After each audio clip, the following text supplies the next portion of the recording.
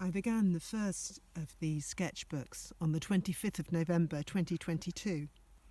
The leaves on the birch trees were beginning to turn. But it was strangely tropical, and this acidanthera was in flower. The crab apples had all turned colour. Again, this hesperantha was blooming against a backdrop of wonderful colours of oranges and yellows in the leaves. And most surreal of all was the Impatiens tinctoria, a tropical Impatiens, although I found it fully hardy to -15.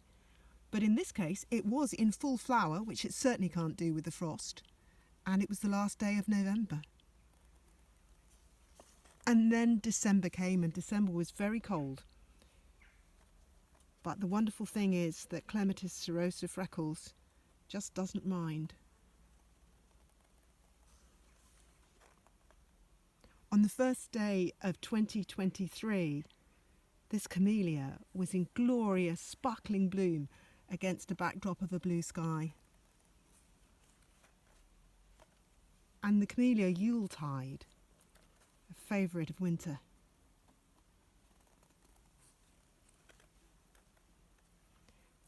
Wonderfully, this tree heather, which arrived as a seedling in a pot of something else, flowers all the way through winter and spring.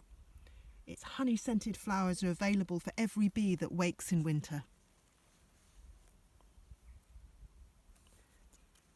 And then there's also the glorious scent of the mahonia, which grows along the river.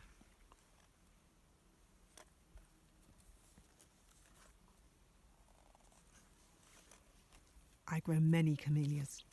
They do love this acid soil. The snowflakes do brilliantly in the pond with their roots in the water, far better than they do in soil. I was lucky when I first came here more than 25 years ago. There were a few clumps of snowdrops. Every year I divide a few clumps, and now I have tens of thousands of them all through the garden. The first bloom on Christmas Day if I'm lucky, and then continue for at least 3 months.